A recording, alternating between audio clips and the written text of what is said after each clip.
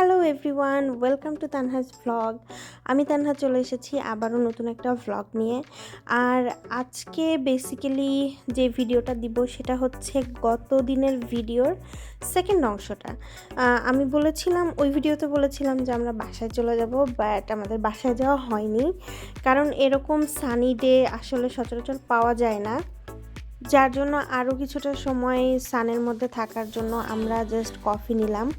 Coffee নিয়ে ash Bridges বে park থেকে বের হয়ে আমরা এখন যাচ্ছি হচ্ছে লেসলি পার্কে। তো লেসলি পার্কটাও একদমই কাছে। আমরা যেখানে বাজার করতে যাই, ফ্রেশ করতে বা যেখানে কফি নিতে যাই, সেখান থেকে একদমই কাছে। এই যে দেখুন, ছোট্ট খুব সুন্দর ছিমছাম একটা পার্ক, এখানে বসার জায়গা, প্লাস হচ্ছে এখানে আবার একটা লুক আউট পয়েন্ট আছে।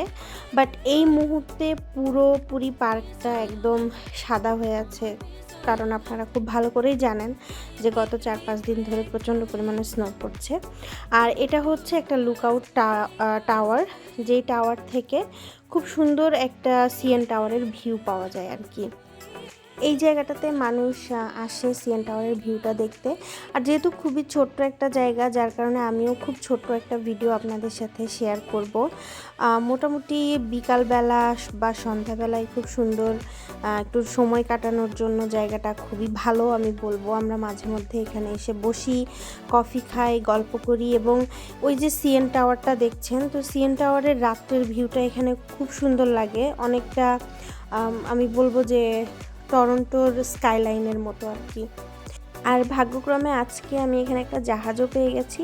তবে আপনাদেরকে যে মজার বিষয়টা দেখাবো সেটা এই যে সামনেই দেখতে পাচ্ছেন, পুরা লেকটা একদম ফ্রোজেন হয়ে আছে, পুরো বরফ পড়ে, মানে বরফের উপরে আবারও স্নো পড়ছে, মানে আইসড হয়ে আছে, আইসডের উপরে স্নো পড়ছে। বাট ওইখানে যে দেখতে পাচ্ছেন কত বড় একটা জাহাজ, এই জাহাজটা বেসিক্যালি তেল নিয়ে চলাফেরা করে। তো জাহাজটা যাতে স্নোর মধ্যে একদম আটকে না যায়, যার কারণে ওইখানকার পানিটা কোনো না কোনোভাবে ওরা গরম করে রেখেছে। আর এখান থেকে সম্ভবত কোনো একটা ছোট্ট প্রাণী, মানে স্কুইরেল টাইপের কিছু একটা হয়তো হেঁটে গেছে। আর ওই যে দেখতে পাচ্ছেন প্লেন নামছে এখন, সম্ভবত ও বিলি বিশপে গিয়ে আর কি নামবে। এই এরিয়াটা বেসিক্যালি ট্রেড টাইপের এরিয়া। এখানে বালি বা এই যে সিমেন্ট অথবা তেল এগুলো সব মজুত করে রাখা হয়, দেন এখান থেকে জাহাজে করে এক জায়গা থেকে অন্য জায়গায় ওরা ট্রান্সপোর্ট করে আর কি। এই তো ছোট্টখাট্ট একটা ভিডিওতে আপনাদের আরও একটা পার্ক দেখিয়ে দিলাম। কানাডাতে এরকম ছোট ছোট পার্ক প্রচুর আছে। ভিডিওটা কেমন লাগলো সেটা আমাকে জানাবেন, আর ভালো লাগলে অবশ্যই একটা লাইক করে দিবেন, প্লাস কমেন্ট করবেন। আর আমি নেক্সট আরও একটা ভিডিও নিয়ে খুব তাড়াতাড়ি আপনাদের সাথে কথা বলবো।